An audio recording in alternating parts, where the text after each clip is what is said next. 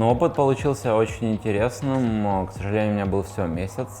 Мы сыграли Vplay турнир, обыграли Бегов, Фурию и в финале проиграли Vitality, к сожалению. И потом начали готовиться как бы к мейджору. На мейджоре результат. Я, конечно, хотел, чтобы мы попали в 8, но ближе к тому, как подходил турнир, я понимал, и в принципе команда понимала, что у нас большие проблемы, в первую очередь в моральном, психологическом плане. И я скажу так, задача в итоге стояла сохранить слот на мейджор, но результат был, мне кажется, провальный. Разница слишком большая, да, когда ты играешь в мейджор на сцене и с ребятами. Опыт, конечно, все-таки поможет. Вот эти ситуации критические, которые у меня возникали, где-то я справился, может, где-то нет, и вот я думаю, я смогу его передать ребятам. Да, нужен, потому что ребята без опыта, им тяжело будет помогать как бы в игре на больших турнирах, а без опыта тебе тяжело это передать. Ты не прочувствовал как бы сам турнир, ты там не бывал, это напряжение. Но в то же время бывают примеры ребят, которые плохо играли, да, допустим, в КС или их нигде не было видно, а сейчас они довольно неплохо тренируют.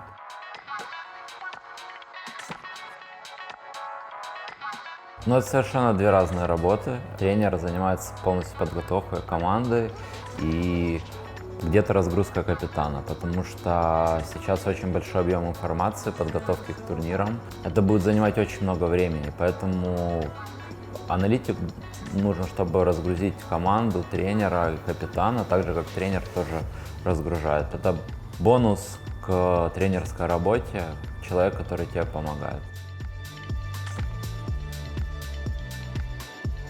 Ну, комфортнее нельзя сказать, как бы, чтобы достичь успеха, тебе все равно надо из зоны комфорта выходить, да.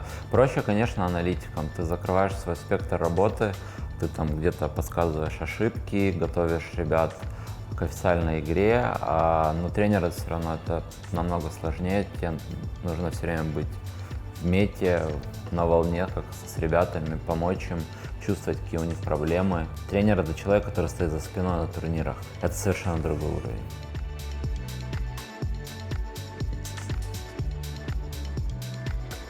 Но после того, как я ушел, можно так сказать, с Ашер или меня ушли, мне поступило несколько предложений с европейских команд и с пары СНГ. И позвал Женя и Андрей, мы пообщались, в принципе, меня заинтересовал этот проект, Нави. И до этого у меня когда-то еще 1.6 была академия, и мне, в принципе, нравилось. И для меня это, как бы, знаешь, больше как перезагрузка где-то, да, после мейджора, потому что, как бы, другие ожидания были. Для меня, да, больше перезагрузка, а потом я все-таки планирую вернуться к тренерской деятельности.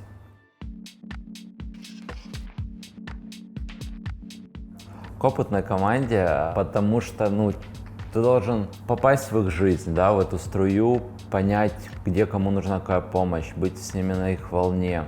А с ребятами, в принципе, ты можешь делать с ними что хочешь, да, учить, тренировать. Грубо говоря, академия больше зависит от тебя, а ты в первую очередь зависишь от команды уже.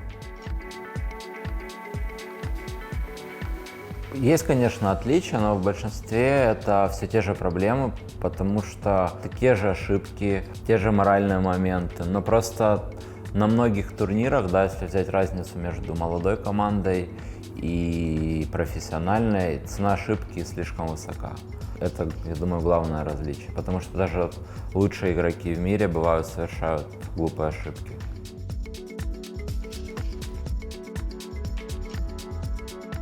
Конечно, это может сказаться, но надо с чего-то начинать. Если посмотреть сейчас на сильные мировые команды, например, там Liquid, Astralis, те же ENCE, у них у всех молодые ингейм-лидеры, которые, да, за ними стоят где-то профессиональные тренера, где-то, может, есть какой-то опытный парень в команде, который подскажет. Но, как мы видим, молодые ребята сейчас себя отлично показывают и на передовых ролях в мире. Ну, Потенциал у них есть, но прям так, чтобы все будут звездами, мне так кажется, может, я ошибаюсь. Им надо очень много работать, много научиться, а потом мы уже будем смотреть, потому что все равно надо время, 8 месяцев, год им понадобится, чтобы выйти на уровень, где они смогут уже соревноваться с командами, допустим, топ-40. Старательный, тот, кто еще слушает и обязательно работает дополнительно. Как бы чувствуется разница в людях, которые не тот игрок, которому ты говоришь, иди еще поработай, а который идет, сам молча работает. Вот для меня это самый важный показатель.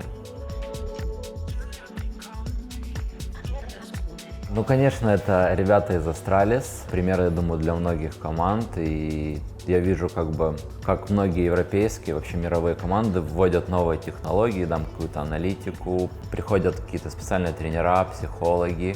И этот мейнстрим задали Astralis, да, то, как они общаются, как они проводят вместе время. Последние 2 турнира, на которых мы пересекались, я увидел такой момент, им каждый раз все время приезжает после игры каждому отдельная еда. То есть они не питаются на турнире. Там полная дисциплина всего. Еда, спорт, тренер, психолог, мастер по реакции. То есть вот это сейчас все вводят и, наверное, показали все это Astralis. Valve молодцы, они прислушиваются к мнению комьюнити и довольно классно делают апдейты. Иногда они делают непонятное, да, как с маппулом, но экономику они сделали классно. Теперь нету резет раундов, то есть они появляются периодически, но очень редко. Теперь, если ты попал в этот резет момент, у тебя экономика намного лучше. Соответственно, мы видим сейчас намного больше ган раундов и форс раундов. Смотреть веселее стало чуть. Мета как мета, но мне кажется, Valve надо вмешаться, потому что слишком много команд начали, точнее все уже начали использовать, даже многие команды, которые сильнее, они понимают, что им надо использовать это оружие, им надо менять цену, им надо менять Armor Penetration и, мне кажется, Armor, потому что, как мы видим за последние полгода, у нас вот есть примеры команд, которые четко поднялись из-за смены мета-угол. Знаешь, вот раньше, когда ты был сильнее, за счет чего? За счет подготовки, за счет какого-то скилла, опыта, да. А сейчас это все равно очень решает, это все равно главная часть, но где-то теперь мета с аугом это все может перебить чуть-чуть.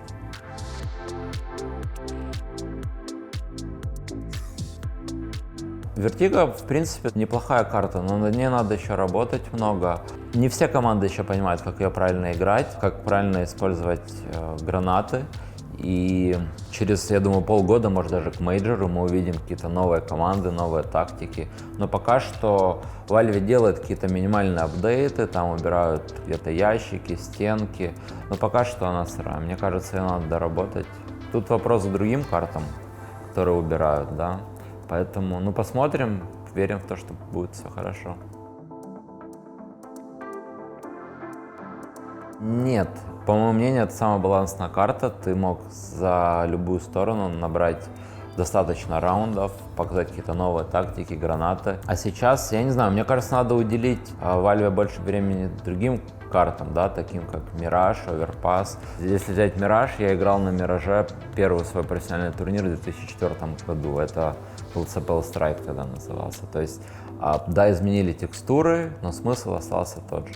Те же выходы, те же моменты. Поэтому, мне кажется, им надо уделять времени более старым картам, которые приелись. А, допустим, Кэш, я не считаю, что он кому-то приелся. Совсем скоро у нас начинается Summer Camp. Ребята вот в ближайшие дни уже приедут. Будет очень много интересного, поучительного. И мы где-то будем даже внедрять новые технологии. Конечно, наш опыт. Все это, я думаю, мы будем показывать. Следите за кемпом, болейте за Na'Vi. Peace.